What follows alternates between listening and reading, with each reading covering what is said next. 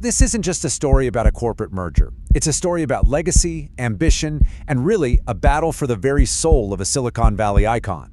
This was a civil war, but it wasn't fought on a battlefield. It was fought in boardrooms, on TV, and in the courts, with billions of dollars and the entire future of technology hanging in the balance.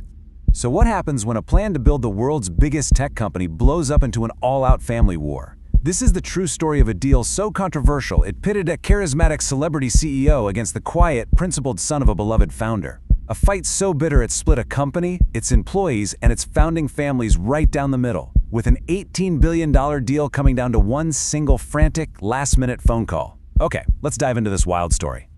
All right, so our story really kicks off at the turn of the millennium, and it's all about Hewlett-Packard. For decades, HP wasn't just another company, it was the institution. The original Silicon Valley startup. But by the late 90s, the gray lady of Silicon Valley, as they called it, was in trouble. It was seen as slow, bureaucratic, just losing ground in the dot-com boom. It desperately needed a shock to the system. Now, to really get the conflict that's coming, you have to understand something called the HP way. And this wasn't just some corporate slogan on a poster. It was deep in the company's DNA. It was this culture of profound egalitarianism. The founders, Bill and Dave, they drove old cars to work, sat in open cubicles, and literally rolled up their sleeves to barbecue for employees at the company picnic. It was all about trust, engineering perfection, and putting people first. This culture, it wasn't a mission statement, it was a promise. And then, Carly Fiorina shows up.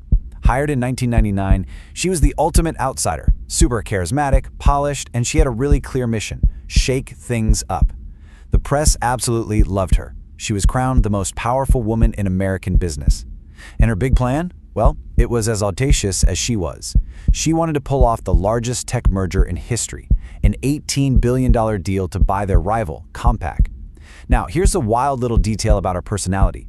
She secretly codenamed the merger project Heloise and Abelard, which is a reference to a tragic 12th century French love story. A little bit of foreshadowing, maybe? So how did Wall Street react? Well, it was immediate and it was absolutely brutal. This wasn't just a chilly reception, it was a full-on panic. The day the deal was announced, HP stock just tanked, down 23%. Compaq's dropped nearly 18%, and get this, a staggering $6.2 billion in combined market value was just vaporized in one day. Fiorina's massive bet, the entire cornerstone of her strategy, looked like it was dead on arrival. The disastrous market reaction was one thing. Any CEO can face a skeptical Wall Street. But the real firestorm, the one that would turn this whole business deal into a personal war, it wasn't coming from traders in New York. Nope, it was igniting from inside the company itself, from the one person whose name was literally on the building. And this is where we get our clash of titans. On one side, you have Carly Fiorina, the rock star CEO, a master communicator who truly believed that massive scale was the only way for HP to survive. And on the other side, you've got Walter Hewlett, the quiet, academic son of co-founder Bill Hewlett. For him, this wasn't about scale. It was about protecting his father's creation from a deal that he saw as just financially reckless and culturally toxic. It was a battle of vision, of style, and really, for the very soul of Hewlett-Packard. So here's the crucial thing to understand. Walter Hewlett wasn't trying to seize power. He wasn't trying to oust the CEO for his own benefit. His mission was singular and, in his mind, purely defensive. He saw a bad deal that he believed would saddle HP with Compaq's low-margin PC business and dilute the company's crown jewel, its super profitable printing division. His goal was simple: give all the other shareholders who felt the same way a champion to rally behind and just stop this thing in its tracks. With Walter Hewlett's public opposition, the battle lines were officially drawn. And what happened next was one of the most expensive, vicious, and public proxy fights in corporate history. The gloves came off, all the niceties were over, and both sides started preparing for all-out war. I love this quote from a Businessweek editor, Peter Burrows, because it just perfectly captures what a proxy fight is. These things are brutal, no-holds-barred contests for the hearts, the minds, and most importantly, the votes of shareholders.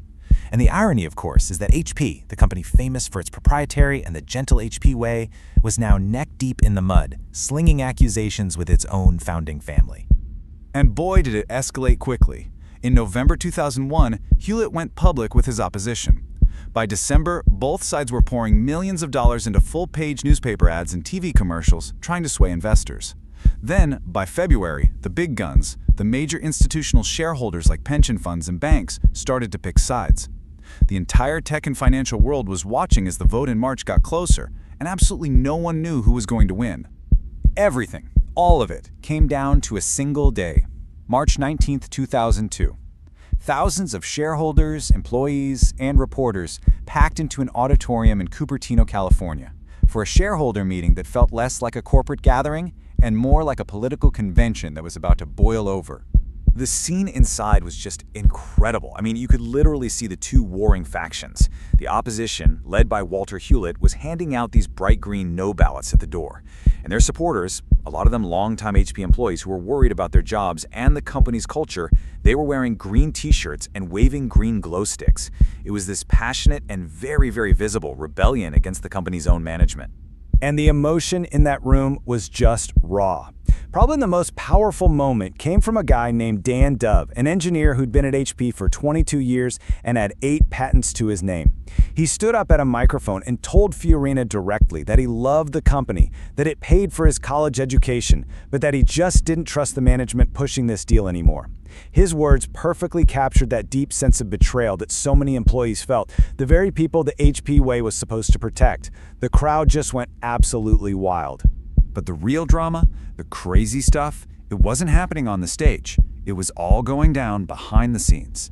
See, Deutsche Bank, a huge institutional investor, had already cast its 25 million shares against the merger. Team Fiorina knew they were probably going to lose. A voicemail even surfaced where Fiorina urged her CFO to do something extraordinary for the bank.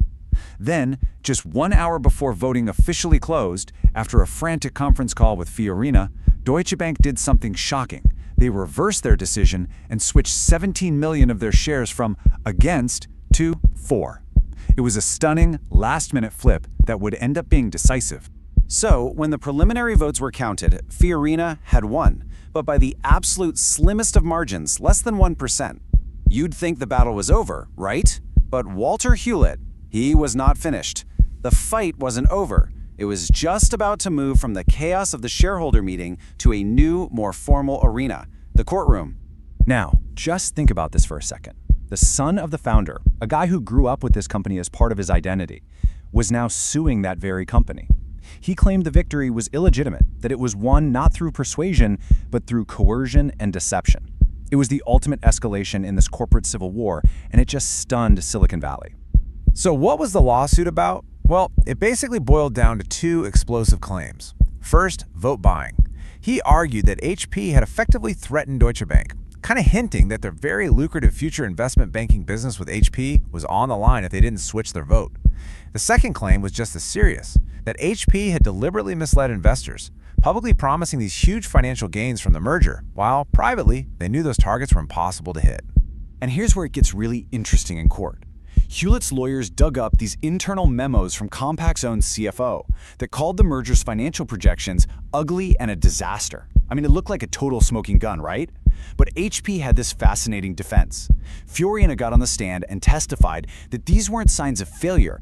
It was a common business tactic called sandbagging, where managers intentionally set low targets they know they can beat just to look good later. So, was it deception or was it just business as usual? After a dramatic 3-day trial in Delaware, the fate of the largest tech merger in history was now in the hands of a single judge. His decision wasn't just going to seal the deal, it was going to define the legacies of Carly Fiorina, Walter Hewlett, and the company they both claimed they were trying to save. In the end, the judge sided with HP. He found that while that 11th hour call with Deutsche Bank raised some, quote, troubling questions, there was no actual proof of illegal threats or vote buying. He also bought the sandbagging explanation, ruling that HP's financial claims, while aggressive, were made in good faith. The lawsuit was dismissed. The fight was over. Carly Fiorina had won.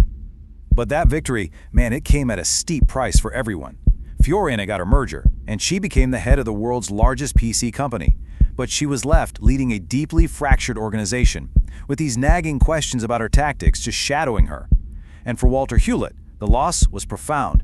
He dropped his legal challenges, and the board promptly refused to renominate him. And for the first time in its 60-year history, there was no Hewlett or Packard in the boardroom of the company they built. And so, on May 3, 2002, the deal was done. The new, much larger Hewlett-Packard was born. The brutal 8-month war was finally over. But the company that came out the other side was a different one entirely.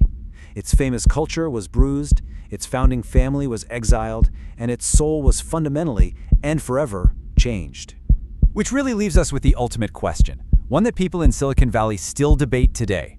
Was Carly Fiorina a bold visionary who had to drag a reluctant company into the future, doing what was necessary, no matter how painful, to save it?